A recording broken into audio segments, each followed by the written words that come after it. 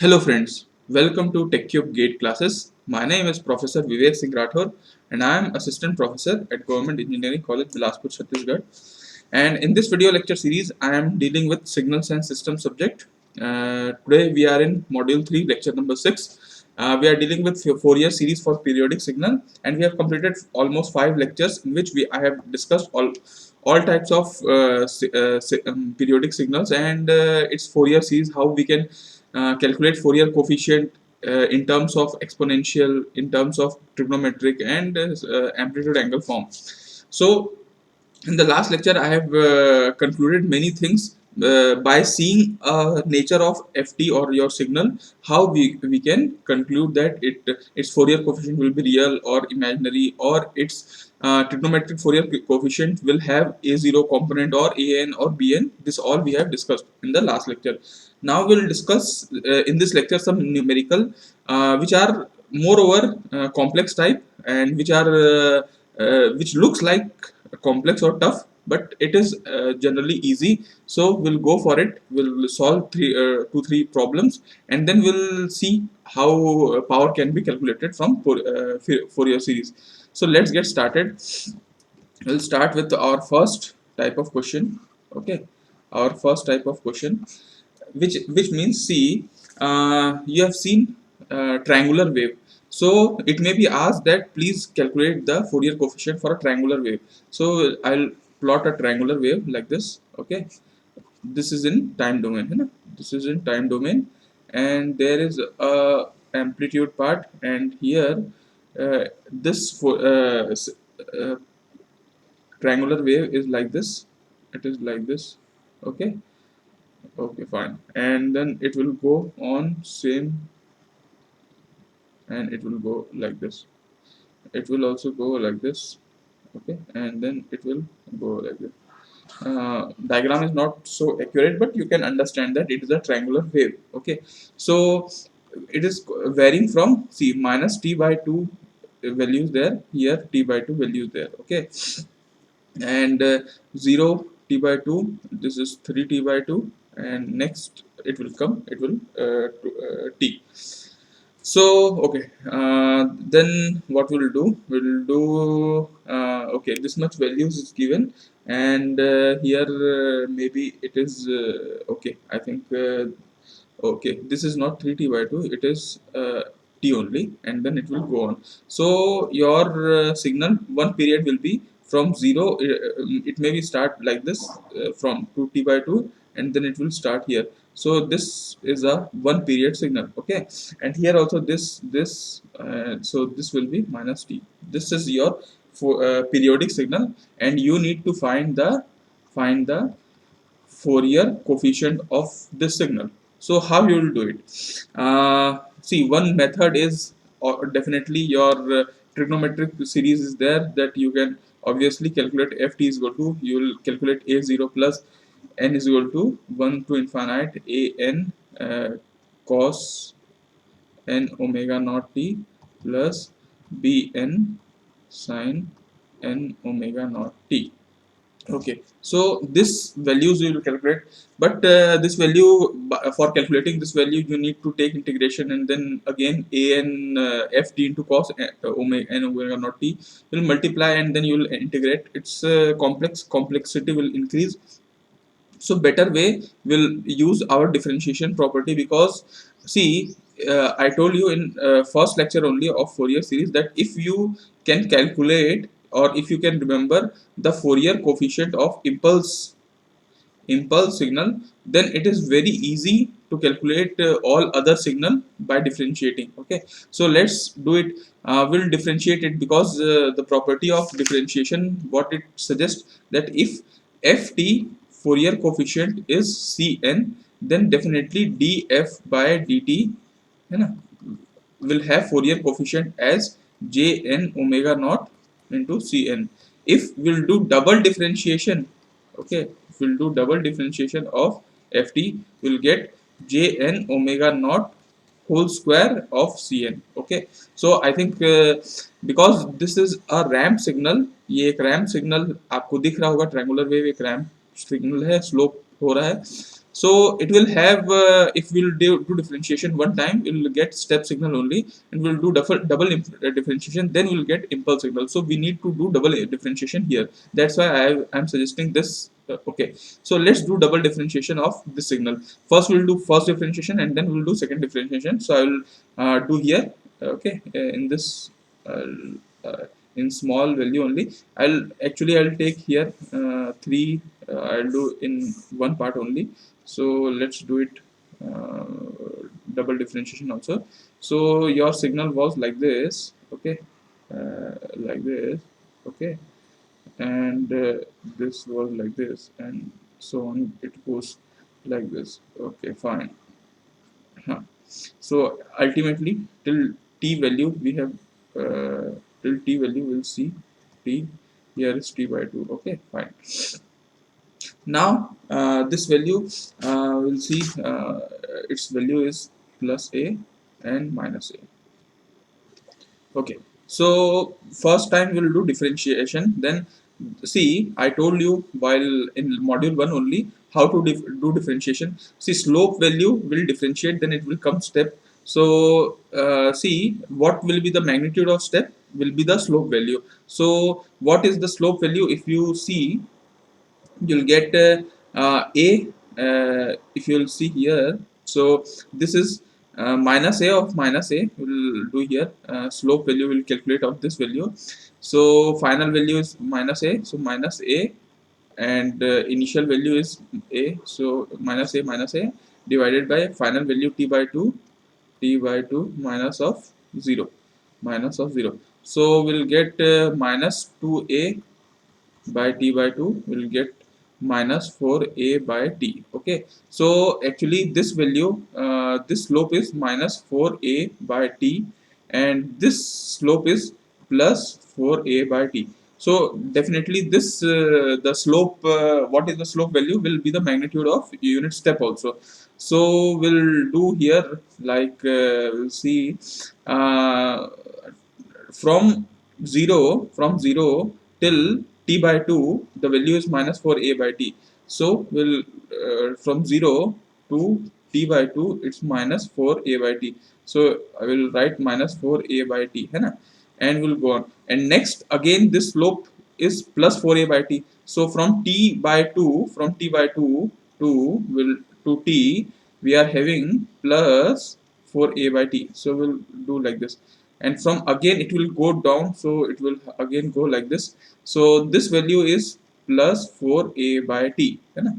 And like this only, same, this value is increasing, so this value is like this, it will go like this, and it will go like this, and then it will go like this, and so and on.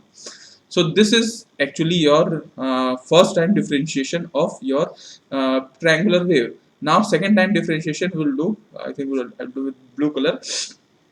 You know, differentiation of step signal is unit impulse signal, and what will be the area of unit impulse will be the same as the change of the slope, change of the step. So see, at t is equal to 0, the graph is taking a negative step of plus 4a by t, final value minus initial value, final value minus initial value. So final value is minus 4a by t, and initial value is plus 4a by t. So total step change will happen at t is equal to 0 is minus 8a by t. Okay, so we can write here at this value, at this value it is minus 8a by t. Okay, fine. And at t is equal to t by 2, at t is equal to t by 2, it is again increasing, it is increasing, a step change is happening, positive step change. What which positive step? Plus 4a by t minus of minus 4a by t, total 8a by t. So we can write here this is as impulse signal, and 8a by t is their magnitude or area, you can say. Again it will go on down, minus 8a by t, and so on it will happen. It will again, this is going up, this is going down, and like this is going on. So this will be plus 8a by t. So final triangular wave, second differentiation, we are getting like this series of impulse signal. You know that series of impulse signal, like see, we have already studied that if at t is equal to 0, at t is equal to t is equal to let's suppose t only, and 2t 3t, and it goes on like this. So what will be the Fourier coefficient of this?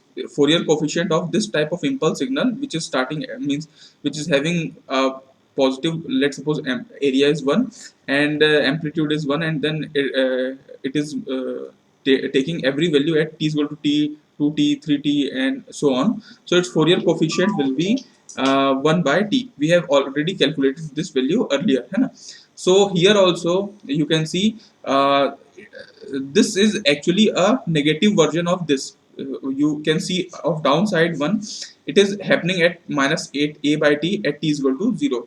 Again at t is equal to t time period, it is minus 8a by t, again 2t 3t, like this it will happen. So downward that signal is there now, that can be represented as minus 8a by t, and your Cn will be there, Cn will be 1 by t is there. Okay, so for downside we can take Fourier coefficient like this. Okay, this is the Fourier coefficient of downside signal, and upside signal Fourier coefficient will be, see, this is actually at t is equal to t by 2 it is there. So it is actually a same signal like this, shifted, delayed at T is equal to T by two, मतलब जो ऊपर वाला signal है वो थोड़ा इसके जैसा ही है, लेकिन वो शिफ्ट हो गया है T is equal to T by two से, वो डिलेड वर्जन में. तो अपन इसको लिख सकते हैं कि 8a बाई टी तो है, 8a by T is there, and Cn 1 by T will be there, लेकिन शिफ्ट हुआ है. तो आपको शिफ्टिंग प्रॉपर्टी याद होगा, शिफ्ट होता है टाइम पीरियड में, तो अपन e टू द पावर कुछ चढ़ा देते हैं और कितना शिफ्ट हुआ है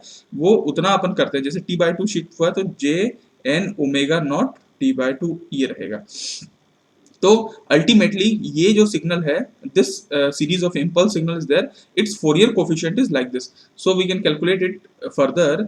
जैसे इसमें अपन 8a बाई टी को कॉमन ले लेते हैं, मान लीजिए, है ना, 8a बाई टी को अगर अपन कॉमन ले लेते हैं, मान लीजिए टी स्क्वायर है ना, तो 8a बाई टी स्क्वायर को कॉमन माइनस भी ले लेते हैं. चलिए, तो अपना पास आंसर क्या आएगा, 1 आएगा, और यहाँ पे आ जाएगा माइनस में e टू द पावर, ठीक है, e टू द पावर. अच्छा, ये डिलेट था, मतलब ये एडवांस नहीं था, सॉरी, मैंने यहाँ पे एक वो गलती लिख दिया. यहाँ पे ये माइनस आएगा क्योंकि ये एक्चुअली शिफ्ट हुआ है राइट हैंड साइड पे. तो राइट हैंड साइड पे तो अपन जनरली एफ टी माइनस, असल में हुआ क्या है यहाँ पे, F T minus T by to हुआ है ना, ये सिग्नल शिफ्ट हुआ है राइट हैंड साइड पे. तो डिलेड में अपन माइनस इस्तेमाल करते हैं, इसलिए यहाँ पे माइनस आएगा. तो यहाँ पे अपन लिख सकते हैं minus J N omega naught T by two. ये आपका पोर्शन हो गया कंप्लीट, मतलब ये पोर्शन आपका लिखा गया. अब इसको सॉल्व ही तो करना है, और क्या है, सॉल्व करना तो बड़ा आसान है, क्योंकि इसका फोरियर कोफिशिएंट अपना है minus 8a bye T square तो रहेगा ही, है ना, 1 माइनस. अब देखिए इसको अपन कैसे सॉल्व कर सकते हैं. E to the power minus J N omega naught, आपको पता है कि ओमेगा नॉट होता है 2 पाई बाई टी, है ना. तो आप यहाँ पे 2 पाई बाई टी रख सकते हैं, इंटू टी बाई टू रख सकते हैं. ये टी कटा, 2 कटा, ये आ गया. और यहाँ आप बेसिकली क्या कर सकते हैं, minus 8a by T square तो रख सकते हैं, 1 minus e to the power minus J n pi. इसको हम और भी अलग अलग तरीके से लिख सकते हैं, जैसे e to power minus J n pi को लिख सकते हैं cos of n pi minus j of sine n pi. और आपको पता है कि कॉस एन पाई कितना होता है, देखिए कॉस यहाँ से स्टार्ट होता है पाई बाई टू पाई, मतलब ये -1 होता है, और साइन एन पाई 0 से स्टार्ट होता है 0 और पाई बाई टू और पाई, मतलब साइन एन पाई की वैल्यू 0 होती है और कॉस एन पाई की वैल्यू -1 होती है. तो इसको आप ऐसा लिख सकते हैं, ठीक है. तो बेसिकली देखिए, या फिर आप वैसे ये वाली वैल्यू तो पूरी 0 हो ही जाएगी, क्योंकि साइन एन पाई हमेशा 0 ही हो जाती है ना. तो अब आपको ये पता नहीं ना कि साइन कॉस, अगर सिर्फ कॉस पाई होता तो मैं आपको -1 बोलता, लेकिन कॉस एन पाई है, तो आपको यहाँ पे इसको आप ऐसे लिख सकते हैं कॉस ऑफ एन पाई, है ना, इतना आप लिख सकते हैं. लेकिन क्या हम यही खोज रहे थे क्या, एक्चुअली ये जो आपने निकाला है ये किसका फोरियर कोफिशिएंट है, इसका फोरियर कोफिशिएंट, लेकिन ये इससे कैसे रिलेटेड है जो हमारे क्वेश्चन से. तो आपको पता होगा कि भैया, जैसे मैंने आपको बोला कि d2f बाई dt स्क्वायर का अगर आप फोरियर कोफिशिएंट निकाल रहे हो तो आपको मिलेगा जे एन ओमेगा नॉट का स्क्वायर ऑफ सी एन. तो क्यों ना कि ये जो फोरियर कोफिशिएंट है और ये फोरियर कोफिशिएंट एक्चुअली d2f/dt² का फोरियर कोफिशिएंट ये आता है, और इसका d2f/dt² का फोरियर कोफिशिएंट कुछ ऐसा आया है, तो दोनों बराबर है तो हम इक्वेट कर देते हैं। तो jn ओमेगा नॉट का whole square is equal to -8 1 minus cos of n pi, ये हमने रख दिया। अब आप यहाँ पे कर सकते हैं, और cn भी तो रहेगा ना, cn कौन छोड़ेगा इसको, cn भी यहाँ लिख देते हैं। तो cn को वैल्यू को ऐसे रख देते हैं, और यहाँ पे अपन ले चलते हैं -8a/t का स्क्वायर, jn ओमेगा नॉट का स्क्वायर, j स्क्वायर तो वैसे भी -1 होता है, तो आप यहाँ नीचे -1 ले जाएंगे तो ये प्लस हो जाएगा। n स्क्वायर अपन लिख सकते हैं, n स्क्वायर लिख दिए, और ओमेगा नॉट स्क्वायर भी लिख दिए, ओमेगा नॉट स्क्वायर, और बाकी आपका 1 माइनस कॉस ऑफ n पाई तो चलता ही रहा। अब आप इसको थोड़ा सा और सॉल्व कर सकते हैं, जैसे 8a तो हो गया, n स्क्वायर भी हो गया।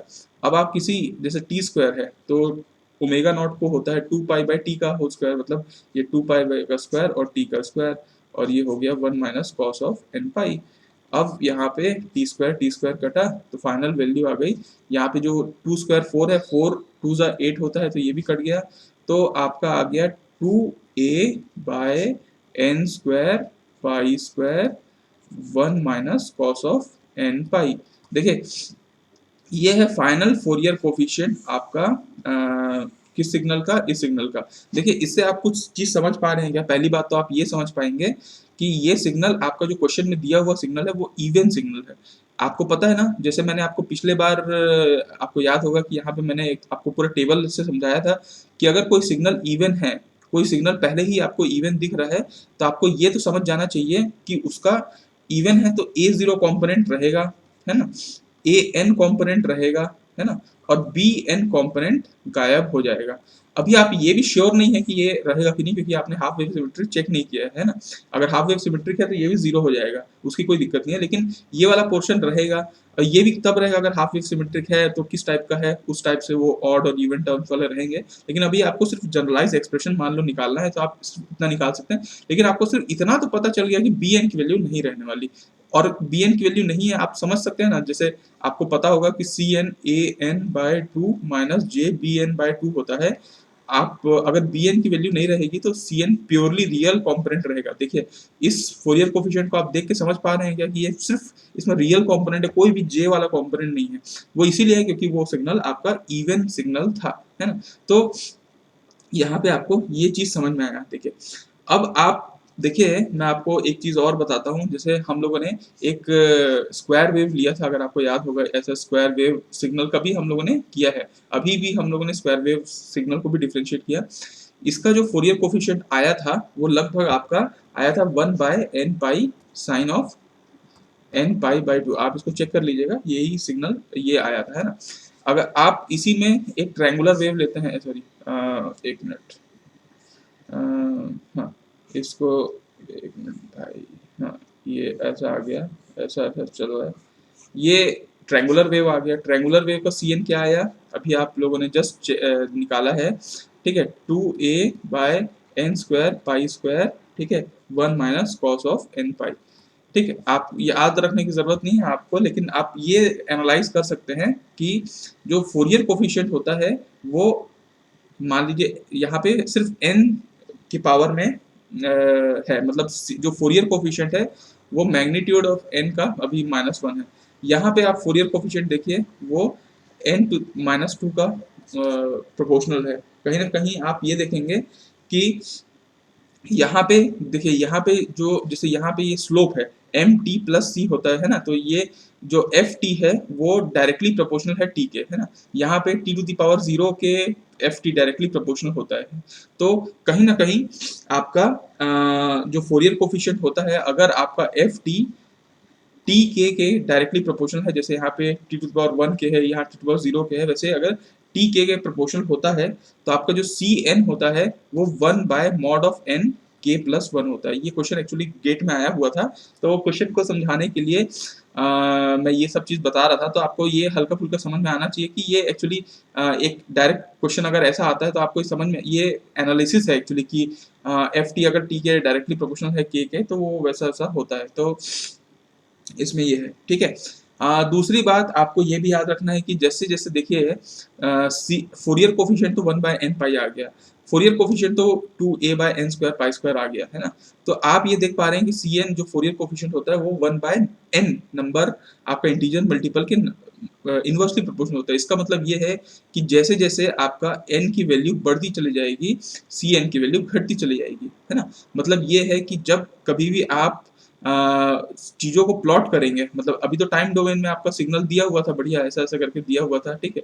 इसको जब आप फ्रीक्वेंसी में प्लॉट करेंगे तो फ्रीक्वेंसी में आप ऑब्वियसली बात यही करेंगे कि आप एन के मल्टीपल में लेंगे, एन ओमेगा नॉट, मतलब 1 ओमेगा नॉट, फिर 2 ओमेगा नॉट, 3 ओमेगा नॉट, यही तो आप करते हैं। आप फोरियर सीरीज में कर क्या रहे हैं, पीरियोडिक सिग्नल को एम्पलीट्यूड और एंगल अलग अलग फ्रीक्वेंसी, इंटीजर मल्टीपल फ्रीक्वेंसी में प्लॉट कर रहे हैं, बस वही काम कर रहे थे। तो मैं ये कहना चाह रहा हूँ कि जैसे जैसे आपका n बढ़ता चला जाएगा, मतलब ये 2 omega naught, 3 omega naught, 4, n की वैल्यू बढ़ती चली जाएगी, जो फोरियर कोफिशिएंट की वैल्यू है वो आपका घटती चली जाती है। जैसा कि आप लोगों ने इसमें भी देखा, इसमें भी देखा, सब में आपने देखा कि जहां जहां n के, इसमें तो ऐसा ऐसा है कि इसमें फोरियर कोफिशिएंट की वैल्यू जितना आप n बढ़ाते हैं बहुत तेजी से घटता चला जाएगा। n की वैल्यू थोड़ा सा भी बढ़ाने पे Cn की वैल्यू बहुत घटती चली जाएगी। तो ये बड़ा इंपॉर्टेंट है, ये भी एक ऑब्जेक्टिव क्वेश्चन में, वन लाइनर क्वेश्चन में आता है कि फोरियर कोफिशिएंट की वैल्यू n की वैल्यू से कितनी डिक्रीज होती है या इंक्रीज होती है, मतलब कैसे उसका वेरिएशन होता है। तो ये आपका है। इसके बाद हम लोग एक क्वेश्चन और देखते हैं जो बड़ा इंपॉर्टेंट क्वेश्चन है। इंपॉर्टेंट है कि आप बड़े बड़े क्वेश्चन सॉल्व करेंगे तो आपके छोटे छोटे क्वेश्चन ऐसे भी बन जाने वाले हैं। So we'll see our sawtooth जो pulse Fourier coefficient. Okay, so one question is there like this. Okay, and it's here. This is amplitude. This is your time. है ना? And now the question is there that signal is there which is varying like this, and then suddenly it goes down, and then it goes like this, and it is not a triangular wave but it is a sawtooth waveform, है ना? So it is like this and then it goes like this. So this is a sawtooth waveform. It is varying from plus a say to minus a, and this is your t/2, this is your t. Okay, this is your t, and same here also. This is your minus t/2 and this is your minus t. Okay, fine. So we need to calculate its Fourier coefficient. ऐसे आप देखेंगे इस question को तो इसको trigonometric Fourier coefficient से निकालना बड़ा मुश्किल है, बहुत इंटीग्रेशन करना होगा मैथमेटिक्स में। तो जिंदगी को इतना कॉम्प्लेक्स क्यों बनाना, थोड़ा इजी करते हैं। हम एक काम करते हैं, will take differentiation. Okay, so will take differentiation. So what will do, हम इसका डिफरेंशिएशन लेते हैं। डिफरेंशिएशन में क्या होगा, देखिए आप यहाँ पे देख सकते हैं कि ये जो सिग्नल है बेसिकली ये क्या हो रहा है, हर ठीक एट माइनस t/2 से t/2 एक स्लोप है। तो आप जानते हैं कि स्लोप का डिफरेंशिएशन क्या होता है, यूनिट स्टेप। तो आप एक काम करते हैं, इसका पहले तो स्लोप की वैल्यू निकाल लेते हैं। तो स्लोप की वैल्यू क्या होगी, यहाँ फाइनल वैल्यू क्या है a और इनिशियल वैल्यू क्या है माइनस a। तो final value minus of initial value, है ना, divided by final point t/2 minus initial point minus of minus t/2। तो यहाँ पे आ जाएगा 2a बाय यहाँ पे t, है ना। तो इसका जो स्लोप की वैल्यू है वो आ जाएगा 2a/t। तो ऑब्वियसली कि जो रैंप है, रैंप का जो डिफरेंशिएशन होता है वो यूनिट स्टेप होता है, और यूनिट स्टेप का जो मैग्नीट्यूड होगा वो कितना होगा, वो होगा उसके बराबर। तो माइनस t/2 से t/2 अगर अपन यहाँ माइनस t/2 ले, ठीक है, माइनस t/2 यहाँ पे अपन t/2 ले, तो इसका जो फोरियर इसका डिफरेंशिएशन क्या होगा स्लोप का, इस स्लोप का होगा स्टेप। तो यहाँ पे आपका आ गया ये स्टेप, है ना, ये स्टेप, ये आ गया आपका ये, ठीक है। क्या ये स्टेप कहीं पे गिर रहा है, मतलब जैसे पिछले बार में अपन क्या किया था, यहाँ से फिर ऐसे आ गया था, तो वो एक दूसरा स्टेप ले लिया था नीचे, तो अपन ऐसा ऐसा बना दिए थे, है ना। इसमें क्या करेंगे, ठीक t से, ठीक t/2 से नेक्स्ट जो यहाँ पे आएगा 3t/2, वहां तक फिर ये स्लोप बढ़ ही रहा है with the same slope, same slope value है। तो फिर t/2 से अगला जो वैल्यू है वहां तक फिर ये चीज ऐसा सेम रहेगी, और फिर ये आगे भी रहेगी, और सेम यहाँ पे भी देखिए at t is equal to minus t/2, और यहाँ से आप माइनस 3t/2 से देखिए तो यहाँ से यहाँ तक की वैल्यू फिर से ये बढ़ ही रही है, ये बढ़ ही रही है। मतलब आप किसी पॉइंट पे ये नहीं देख रहे हैं कि ये वैल्यू अलग अलग है। स्लोप की वैल्यू में देखिए सेम स्लोप है, सेम स्लोप है, सेम स्लोप, मतलब हर पॉइंट पे सेम स्लोप आ रहा है, तो ये वैल्यू ऐसा आ जाएगा, ठीक है, ये वैल्यू ऐसा आ जाएगा। और इसकी वैल्यू कितनी रहेगी, ये इस डीसी सिग्नल की ये रहेगी इसकी जो स्लोप की वैल्यू है, दैट इज +2a/t।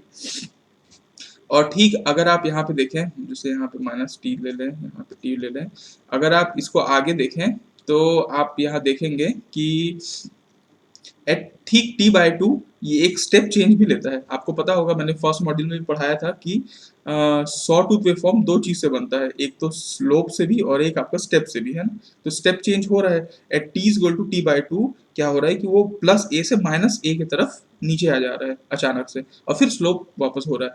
तो एट t=t/2 कितना चेंज हो रहा है, -2a का स्लोप चेंज हो रहा है। तो यहाँ पे मैं इसको येलो कलर से दर्शाता हूँ, -2a का स्टेप चेंज हो रहा है। अब स्टेप का तो डिफरेंशिएशन ऑब्वियसली इम्पल्स होता है, और उसकी वैल्यू कितनी होगी, जितना स्टेप चेंज हुआ होगा, तो -2a। आप देखेंगे कि हर पॉइंट पे at t is equal to, यहाँ -t/2 में भी स्टेप चेंज हुआ नीचे, तो यहाँ पे भी आप -t/2 में भी ऐसे स्टेप चेंज नहीं करते हैं। फिर यहाँ 3t/2 में ये नीचे आएगा, ये -3t/2 में ये नीचे आएगा। तो हर ऐसे t/2 के अंतराल में, मतलब t/2 फिर प्लस t आप करेंगे, है ना। देखिए यहाँ से t में तो नहीं है, लेकिन ऐसा 3t/2 में ये फिर से नीचे आ रहा है, तो ये सारी वैल्यू आएंगी। तो क्या आपको ऐसा देख के लग रहा है क्या कि ये जो ये नीचे वाला जो है ये बिल्कुल एक इम्पल्स सिग्नल की तरह है।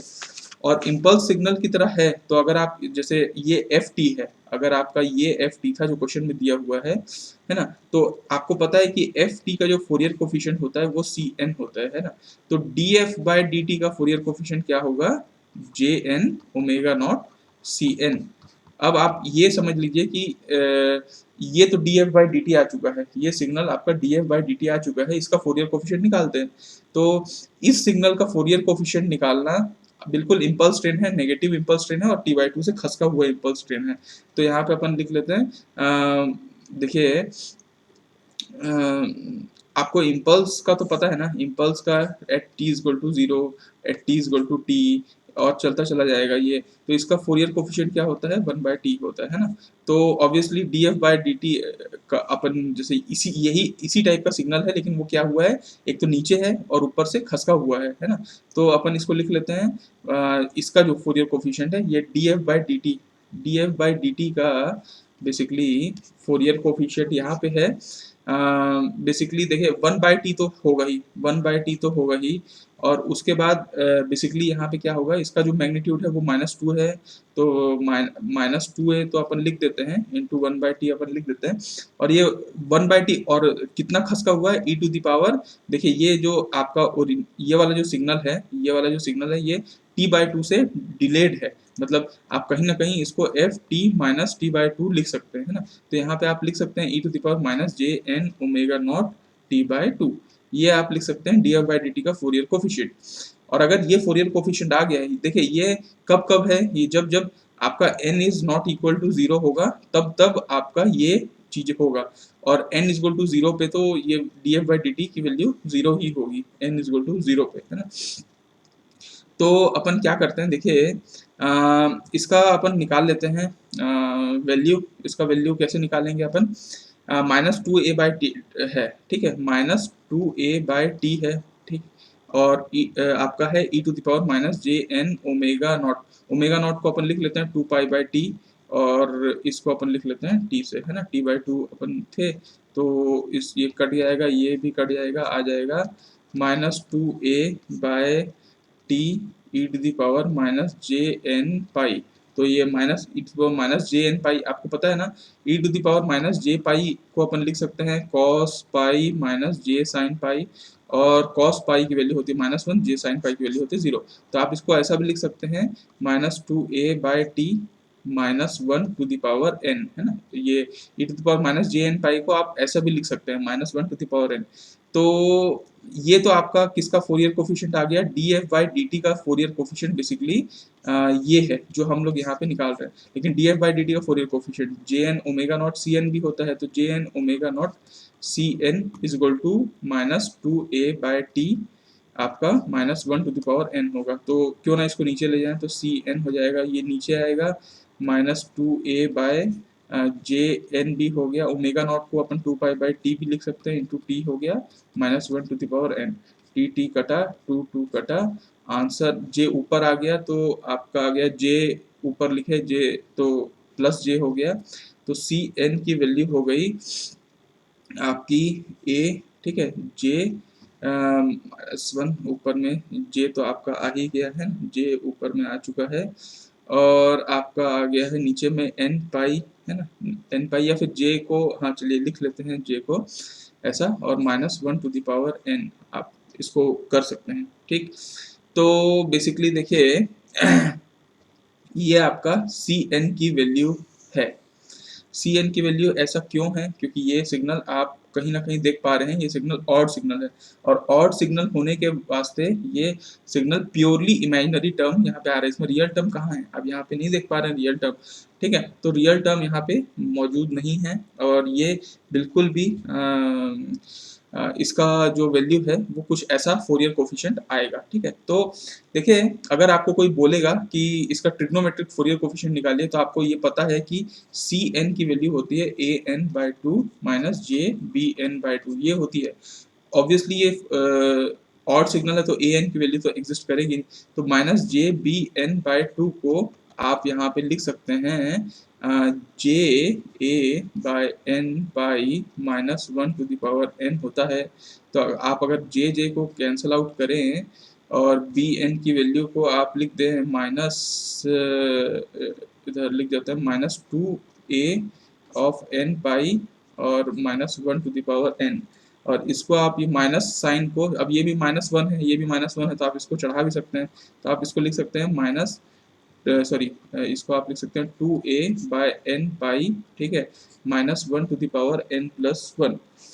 तो ऑब्वियसली आपका बी एन की वैल्यू आ गई, अगर बी आ गया, ठीक है, और जो कि ये फोरियर जो आपका मतलब सिग्नल है, तो यहाँ पे ऑड सिग्नल है, तो ऑड सिग्नल के लिए ए जीरो की वैल्यू भी नहीं आती है, ये भी हम पहले ही पिछले लेक्चर में देख चुके हैं।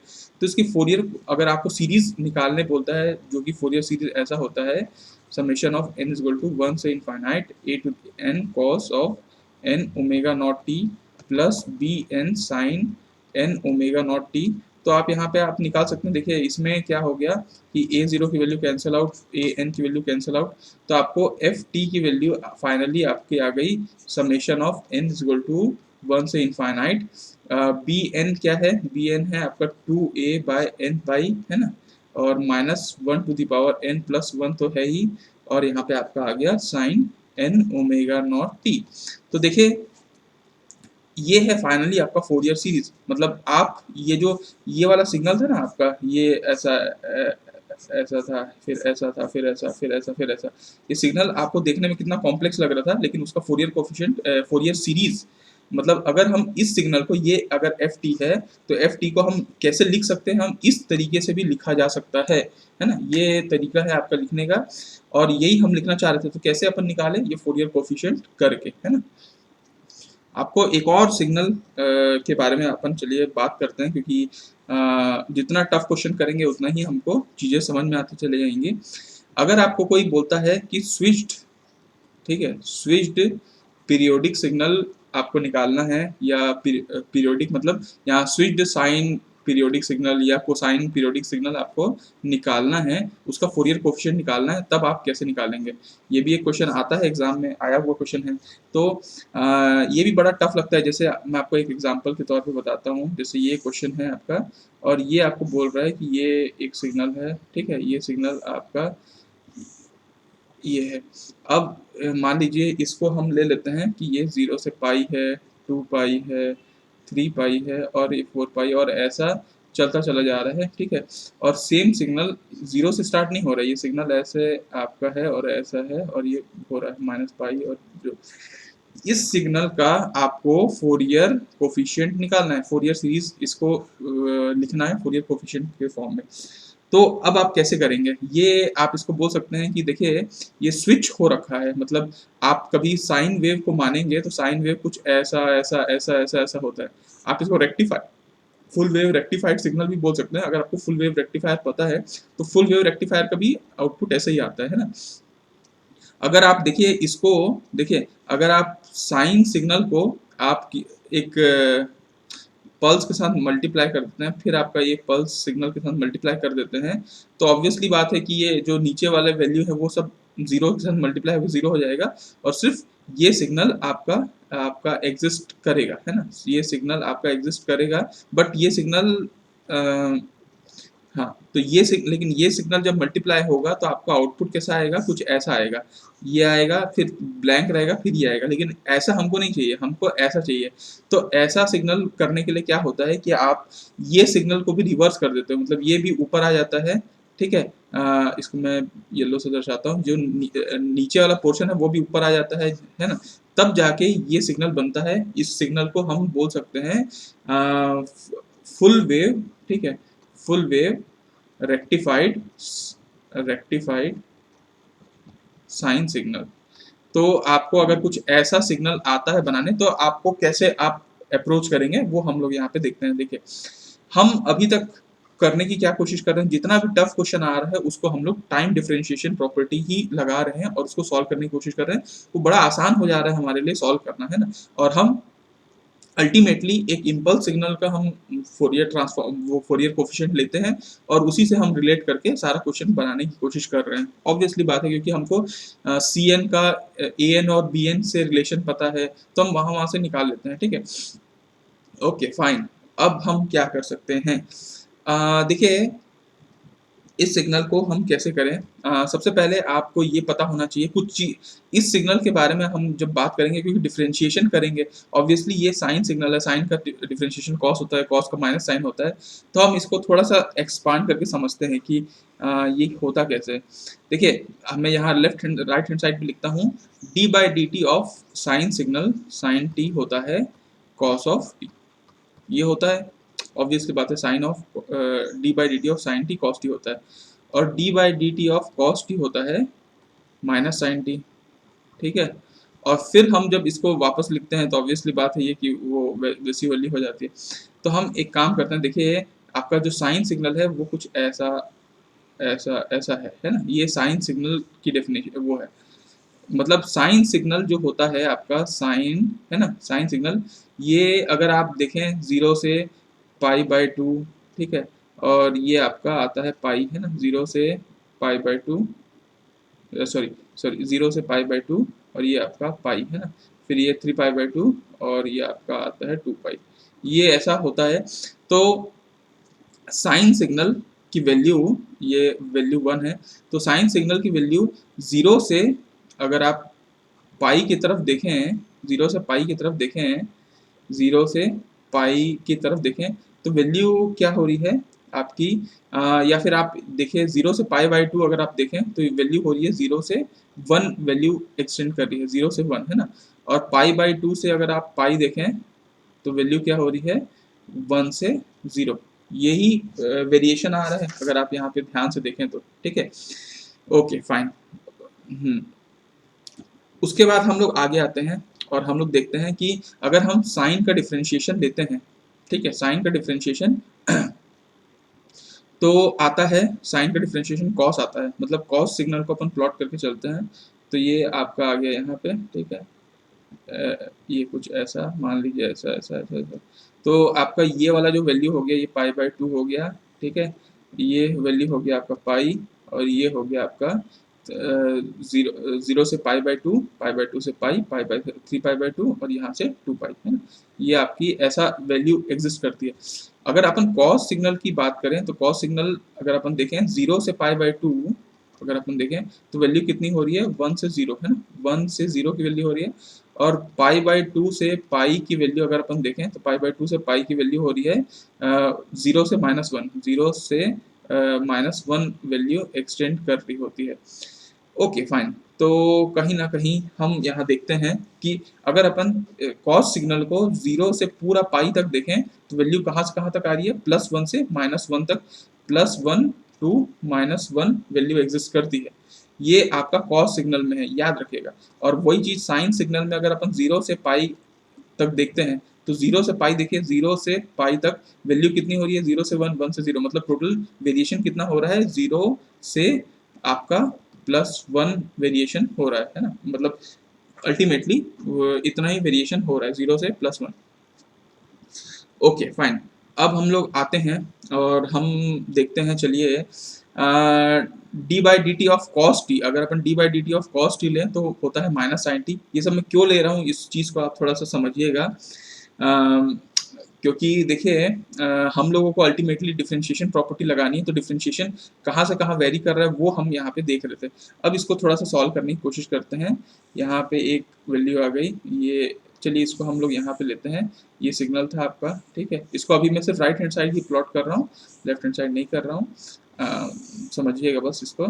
तो देखिए यहाँ पे आपका टी आ गया, यहाँ पे पाई ले लीजिए, 2 पाई, टाइम पीरियड को आप पाई ले लीजिए, 3 पाई, 4 पाई और सो ऑन, ये जा रहा है। ओके, अब आप ये देखिए कि ये सिग्नल है साइन सिग्नल। साइन का डिफरेंशिएशन क्या होता है? कॉस होता है। तो कॉस अपन बना लेते हैं, लेकिन पॉइंट्स क्या रहेंगे? चेक पॉइंट्स आपके पाई, 2 पाई, 3 2 पाई, 4 पाई और सो ऑन चलता जाएगा। जीरो से देखिए ये है आपका साइन सिग्नल। अगर आपको डिफरेंशिएशन करना है तो D by d t of sign क्या होता है? कॉस होता है। तो कॉस आपको पता है ना, कॉस 0 से पाई कहाँ से कहाँ लाई करता है? अभी मैंने आपको बोला कॉस 0 से पाई आपका +1 से -1 वेरी करता है। तो यहाँ पे अगर मान लीजिए +1 है, यहाँ पे -1 है, तो ये कुछ ऐसा वेरी किया है ना, ये वेरी ऐसा होता है। उसके बाद फिर अचानक से पाई से 2 पाई सेम पीरियोडिक सिग्नल, फिर ये वेरी करेगा ऐसा करके, फिर ये ऐसा सेम सिग्नल ऐसा वेरी करेगा, ये सिग्नल ऐसा वेरी करेगा। मतलब कहीं ना कहीं अगर आप देखें तो यहाँ पे एक स्टेप चेंज हो रहा है +1 से -1, +1 से -1 के बीच में, इन दोनों के बीच में ऐसा स्टेप चेंज हो रहा है ना। ये आपको ध्यान देना है। इसी चीज़ को मैं समझाने के लिए इतना तामझाम कर रहा था, इतना सब कर रहा था। अब हम क्या करते हैं, अब हम आगे बढ़ते हैं और अब हम इसको नीचे की तरफ लेके चलते हैं। चलिए यहाँ पे, क्योंकि हमको क्या करना है, ये अभी हमारा नहीं आया है ना, ये हमारा सिग्नल अभी नहीं आया है। इसमें हम करना क्या होगा, बेसिकली हमको स्टेप जब तक आ जाता है, इम्पल्स आ जाता है ना, तब तक हमको कोशिश करना है। इम्पल्स आ जाए तो फिर तो बात खत्म हो जाएगी अपनी।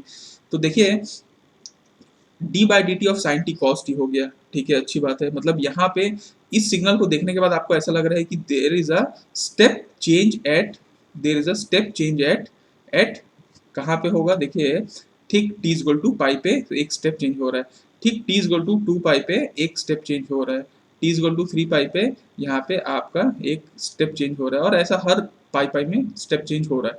आपको पता है कि जब भी स्टेप चेंज होता है तो उसका डिफरेंशिएशन क्या होता है? Impulse signal. तो हम एक बार और डिफरेंशिएशन करते हैं और स्टेप चेंज का इम्पल्स सिग्नल हम लेने की कोशिश करते हैं। तो देखिए अगर आप यहाँ से देखें +1 से -1 की तरफ ऐसा डिक्रीज हो रहा था, फिर ये स्टेप चेंज हुआ अपर की तरफ, फिर ये डिक्रीज हुआ और फिर ये स्टेप चेंज हुआ अपर की तरफ। मतलब ये जो इसका स्टेप चेंज है वो अपर की तरफ है, तो इम्पल्स भी ऊपर की तरफ बनेगा। तो इम्पल्स भी हम बनाने की कोशिश करते हैं, ब्लू से बनाने की कोशिश करते हैं। ठीक टी इक्वल टू पाई पे हमारा एक इम्पल्स आया, ठीक है, और वो कितना आएगा? देखिए ऊपर से नीचे अगर आप देखें तो वैल्यू कितना चेंज हो रहा है? 2। वैसे ही सेम यहाँ पे भी आपका 2, यहाँ पे भी आपका 2 है ना, और ये सो ऑन चलता चला जाएगा। ठीक यहाँ पे भी आपका 2 की वैल्यू आई होगी, है ना, 2 की वैल्यू। ओके, और ये ऐसा यूं ही चलता चला गया होगा, ऐसा इधर भी आ रहा होगा। ओके, दूसरी बात ये है कि आप इसको तो ये स्टेप चेंज कर दिए, ये जो चेंज हो रहा है इसको भी तो करना पड़ेगा।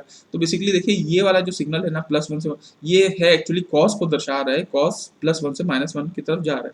अभी कॉस का डिफरेंशिएशन क्या होता है आपको पता है ना, D by d t of cos T करेंगे तो आपको मिलेगा माइनस ऑफ साइन टी। अब साइन टी तो ऑब्वियसली बात है कि साइन टी हमारा ऐसा ऐसा था जो ऊपर की तरफ जा रहा था 0 से पाई की तरफ, माइनस साइन टी उसका रिवर्सल हो जाएगा, कुछ आपका नीचे की तरफ ऐसा ऐसा होने लगेगा। तो ऑब्वियसली यहाँ पे भी हम इस चीज़ को दर्शाते हैं, यहाँ पे भी हम इसको ऐसे दर्शाते हैं, ये वैल्यू ऐसे चेंज हो रहा है, ठीक है, और ये ऐसा चलता चला जा रहा है, ये वैल्यू ऐसे चलते। ये है फाइनल आपका आउटपुट, जो वैल्यू यहाँ पे कहाँ से कहाँ तक जाएगा। देखिए ऑब्वियसली बात है कि ये 0 से 1 तक जा रहा था, ये 0 से -1 की तरफ जाएगा। तो फाइनल आपका जो ये सिग्नल था ना, ये जो आपका कहाँ गया, ये सिग्नल था, ये सिग्नल को डबल डिफरेंशिएशन करने में कुछ ऐसा मिलता है। अब लिखना आसान है ना, इसको लिखना आसान है, इसीलिए हम लोग इस तरफ जा रहे थे। देखिए इस सिग्नल का हम लोग वो लिखते हैं, ये सिग्नल कायदे से है d2f/dt² कायदे से। इसका फोरियर कोफिशिएंट लिखते हैं अपन। तो फोरियर कोफिशिएंट देखिए, ऊपर का जो ब्लू पार्ट है, the blue part has Fourier coefficient of it looks like same as that of impulse train. जो हमारा t इक्वल टू 0 पे इम्पल्स ट्रेन था, फिर t equal to T 2t ऐसा था, ये पाई 2 पाई 3 पाई ऐसे पे ये चलता चला जा रहा है। तो इसका ये जो फोरियर कोफिशिएंट है वो बिल्कुल 2 बाय टी होगा, एग्जैक्टली 2 बाय टी होगा, और टी इसका पाई है, एक्चुअली टाइम पीरियड इसका पाई है, तो पाई ही आप लिख दीजिए, है ना। ये ऊपर वाला जो नीले कलर से अपन दिख रहा है, blue colour, it represent 2 by pi. Okay, fine fine fine, no problem. और ये जो नीचे वाला है, क्या आप इसको ऐसा बोल सकते हैं कि अगर ये सिग्नल ये वाला जो सिग्नल था आपका क्वेश्चन में, जो क्वेश्चन दिया हुआ था, लेट सपोज कि ये क्वेश्चन में जीटी दिया है, ये जीटी है, तो क्या ये माइनस ऑफ जीटी है? सेम सिग्नल है, बस माइनस ऑफ जीटी है। तो आप इसको लिख सकते हैं कि, और जीटी का फोरियर कोफिशिएंट सीएन होगा, लेट सपोज सीएन होगा, तो इसका ये होगा माइनस ऑफ सीएन। ये आप इसको कर सकते हैं, और इस वैल्यू को आप इक्वेट कर सकते हैं j N omega naught square of c n से। तो यहाँ पे आ जाएगा 2 by pi minus of c n. अब इसको आपको सॉल्व करना आसान हो जाता है, मतलब यहाँ पे आ जाएगा जे स्क्वायर माइनस होता है तो minus n square omega naught का स्क्वायर सी ऑफ एन, ये सी एन को इधर ले जाते हैं तो यहाँ सी एन लिख दिए, is equal to 2 by pi. C n को कॉमन ले लेते हैं, है ना, सी एन को सी कॉमन ले लेते हैं, तो यहाँ पे आ जाएगा 1 minus n square omega naught का स्क्वायर, और यहाँ पे आ जाएगा 2 बाय पाई। तो क्यों ना इसको नीचे ले जाते हैं, तो सी एन की वैल्यू हो गई आपकी 2 बाय पाई, और आ गया 1 minus n square omega naught का स्क्वायर।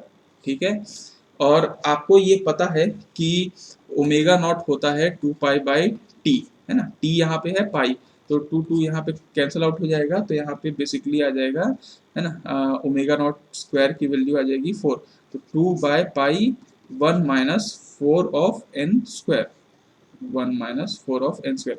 ये सिंपल सा फोरियर कोफिशिएंट है, आप सोच के देखिए, ये सिंपल सा फोरियर कोफिशिएंट है, और ये बिल्कुल रियल है। क्यों रियल है? क्योंकि ये सिग्नल बिल्कुल इवन दिख रहा था, है ना, इवन दिख रहा है, तो ये सिग्नल बिल्कुल, इसमें इमेजिनरी टर्म तो आएगा ही नहीं, तो इसमें इमेजिनरी टर्म नहीं आया। अगर आपको फोरियर सीरीज लिखना है तो आपको ये पता है कि सी एन की वैल्यू होती है a n by two minus J B n by two, जो कि ऑड नहीं है, इवन है, इसलिए ये वाला पोर्शन कैंसिल आउट हो जाता है। ठीक है, अब इसमें आपको a0 की वैल्यू निकाल सकते हैं आप, जो भी आपको a0 की वैल्यू निकालने के लिए आपको क्या करना पड़ेगा, सिंपल सा तरीका कि आप इसको इंटीग्रेट कर लीजिए, क्योंकि ऑब्वियसली इवन सिग्नल में a0 की वैल्यू आती है। आप इसको एक टाइम पीरियड के लिए, बिल्कुल इंटीग्रेट कर लीजिए, और आपका a0 की वैल्यू आ जाएगी, और वो a0 c0 की वैल्यू होगी। an की वैल्यू अगर आपको निकालना है तो cn की value 2 by pi 1 minus 4n square है, और यहाँ पे आपका आ गया ए एन बाई टू, तो आपका फाइनली ए एन की वैल्यू आ गई आपकी 4 bye pi 1 minus 4n square. ये है ए एन की वैल्यू, सिंपल। तो आपको a0 बस निकालना है, a0 के लिए आपको कुछ नहीं करना, सिंपल सा आपको पता है कि a0 वैल्यू निकालने के लिए आपको क्या करना पड़ता है, 1 बाय टी करना पड़ता है, 0 से time period F T D T, यही तो करना पड़ता है, कुछ आपको कुछ मल्टीप्लाई नहीं करना पड़ता। अब आपको पता है कि a0 की वैल्यू क्या होती है, टाइम पीरियड 1 बाय पाई होती है, 0 से पाई कर लीजिए, एफ टी क्या है आपका, साइन ऑफ टी है डी टी। क्या आप इतना नहीं कर सकते? तो यहाँ पे आप a0 निकाल सकते हैं, a n निकाल सकते हैं, और ये आपका फोरियर कोफिशिएंट आ जाएगा। तो चलिए, आई होप आपको ये क्वेश्चन समझ में आया होगा। अब इसके बाद मेरे ख्याल से आज हमारा काफ़ी टाइम हो गया है, तो आज के लिए हम रोकते हैं। अगले क्लास में हम लोग पूरी कोशिश करेंगे कि हम पार्सेबल रिलेशन निकाल लें पीरियोडिक सिग्नल का, और उसके बाद हम डर्शलेट कंडीशन देखेंगे कि फोरियर सीरीज एग्जिस्ट करने के लिए क्या कंडीशन है, और वो लास्ट लेक्चर होगा, अगला लेक्चर। उसके बाद हम फोरियर सीरीज कंप्लीट करेंगे, और हम उसके बाद फोरियर ट्रांसफॉर्म की तरफ चलेंगे। हम इसीलिए इतना डिटेल में स्टडी कर रहे हैं, ताकि आपको हर टाइप के क्वेश्चन बनाने का मतलब आप समझ पाए यहाँ पे, और उसके बाद फिर जब आप क्वेश्चन बनाएं तो आपको वो क्वेश्चन आसान लगे। जब आप इससे छोटे लेवल के क्वेश्चन बनाएं तो आपको आसान लगे, इसलिए हम लोग बड़े बड़े अच्छे अच्छे क्वेश्चन भी प्रैक्टिस कर रहे हैं, जितना आसानी तरीके से सॉल्व हो सके। तो इस लेक्चर के लिए हम लोग इतना काफ़ी रखते हैं, फिर मिलेंगे हम लोग नेक्स्ट लेक्चर के लिए। अगर आपको ये लेक्चर पसंद आया होगा या फिर आपको हेल्पफुल लगा होगा तो आप ज़रूर इस वीडियो को लाइक करिएगा।